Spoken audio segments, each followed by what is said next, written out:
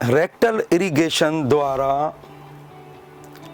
पेट के सफाई से सभी रोगों में तुरंत लाभ। बचपन में जब हम पैदा हुए थे तो कुदरत ने हमें ये फिट मशीन दी थी। अज्ञान के कारण हमने इसको अनफिट बना दिया है। अनफिट मशीन को फिट करने के लिए हमें नींद चाहिए, एनेमा चाहिए, आधा दिन खाना आधा दिन नहीं, उपवास चाहिए, फलाहार चाहिए, इलाज चाहिए, ग्रीन ड्रिंक चाहिए और हल्के फुल्के प्राणायाम योगासन चाहिए। 66 साल की उम्र में मैंने पीएचडी की है और पीएचडी का जो टॉपिक है वो है कब्ज, गैस, एसिडिटी, खट्टी डकार, जलन। ये पूरी दुनिया की प्रॉब्लम है और कुदरत या वन वे भोजन मुख से लेना, कचरा पेट से निकालना। जब पेट से नहीं निकलता है तो उल्टी ट्रैक चालू होती है। जब हमें पेट में भारीपन लगता है, हम प्रेशर लगाते हैं तो हर्निया होता है, प्रेशर लगाते हैं तो पाइल्स होता है, प्रेशर लगाते तो गुदा का द्वार फट जाता है, फिशर होता है। कचरा जब पेट से नहीं निकलता है तो नया रास्ता फिस्टुला का खुल जाता है। और जब पेट से कचरा नहीं निकलता है तो उल्टी ट्रैक चालू होती है। यहां पे गड्ढे गड्ढे हो गए हैं, कचरा रुकता है, इसको डायवर्टिकुलोसिस बोलते हैं। कचरा जब ऊपर जाता है तो यहाँ पे जो है पॉलिप हो जाते हैं, आउट ग्रोथ हो जाता है, सिस्ट या ट्यूमर हो जाता है। कचरा जब यहाँ पे आता है तो सूजन, inflammatory bowel disease, Crohn disease होती है। कचरा जब अपेंडिक्स में रुकता है तो अपेंडिसाइटिस हो जाता है, अपेंडिक्स में सूजन हो जाती है। अब कचरा नीचे से ऊपर जाता है और खाना ऊपर से नीचे आता है, इसमें धंस गया, इसको इंटरसब्स्टेंशन बोलते हैं। और कचरा अगर डिओडिनम में रुक गया तो बोलते हैं डिओडिनाइटिस हो गया है। लेकिन कुदरत ने हमें दिया है वन वे। वन वे का अर्थ क्या होता है कि भोजन मुख से लेना, कचरा पेट से निकालना। अगर हम वन वे को पावरफुल करें, ये वन वे को हम सही रखें तो कभी कोई रोग ही नहीं होगा।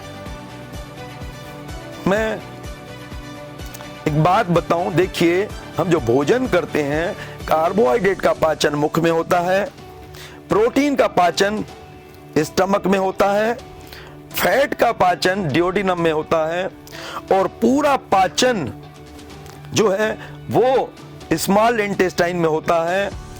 अच्छी चीज जो होती है शरीर ले लेता है और गंदी चीज ये असेंडिंग कोलोन, ट्रांसवर्स कोलोन और डिसेंडिंग कोलोन से ये नीचे जाता है और लास्ट में सिग्माइड कोलोन और रेक्टम तक पहुंचता है। रेक्टम हमेशा खाली रहता है। जैसे ही यहाँ पे कचरा पहुंचता है, फीकल मैटर पहुंचता है, सीधी सूचना जाती है ब्रेन को, हमें फ्रेश होना है। लेकिन बचपन से हमें सिखाया जाता है कंट्रोल। छोटा बच्चा कहीं भी पोटी कर देता है, लेकिन जैसे बड़ा हुआ, बेटा देख के करना, गंदा नहीं करना। हम रेलवे स्टेशन पे बैठे हुए हैं, सामान साथ में है, हमें मोशन की इच्छा होती है, हम सामान को देखेंगे या फ्रेश होने जाएंगे। हम बाजार में जा रहे हैं, एसी के टॉयलेट्स हैं, अगर मोशन की इच्छा होती है हम तुरंत चले जाएं तो एक आधा सेकंड लगता है, जैसे जानवर को पोटी करने में 1-2 सेकंड लगता है। लेकिन जब हम हमारी जीवन शैली के कारण, स्ट्रेसफुल लाइफ के कारण, समय न होने के कारण या मजबूरी होने के कारण जब हम उसको रोकते हैं तो जो इसके सेंसेस हैं, जो रेक्टम में जो सेंसरी सिस्टम है वो डल हो जाता है। जो भी कचरा आता है वो वहां पे पड़ा रहता है और हमारा रेक्टम बल्की हो जाता है, सड़ता है, गैसेस बनती है और गैसेस का प्रेशर अपवर्ड होता है, गैस जहां टकराती है वहां दर्द होता है। इस रिसर्च स्टडी में, पीएचडी में हमने क्या पाया कि अगर हम इस रेक्टम को क्लीन कर दें तो ये कभी भी उल्टी ट्रैक चालू नहीं होगी, कभी भी कोई रोग नहीं होगा। मैं आपको एक बात बताऊं, एक बच्चे को पैनक्रियाज में सूजन हो गई, 3-3 दिन उसको पोटी नहीं होती थी और केवल ये नॉर्मल जो यंत्र होता है इसको बोलते हैं एनेमा। एनेमा नहीं लेना चाहिए। एनेमा का जो काम होता है, ये जो कोलोन है उसका पानी कोलोन तक जाता है और कोलोन का जो फंक्शन है पेरिस्टाल्टिक मूवमेंट्स उसको डिसेबल्ड करता है। हमें एनेमा नहीं चाहिए। एनेमा जो है हम लेट करके लेते हैं, लेकिन चूंक अभी मैंने एक जो ये इन्वेंट किया है, ये नया नाम क्या है कि ये जो मलाशय है, जो रेक्टम है, इसका इरिगेशन चाहिए। अगर हमने रेक्टम को क्लीन कर दिया तो दुनिया में कभी भी कोई रोग नहीं है और जितने भी रोग हैं इसको क्लीन करने से सब रोग खत्म हो जाते हैं। हम कैसे करते हैं इस प्रोसीजर को, देखिए मैं आपको बताता हूं।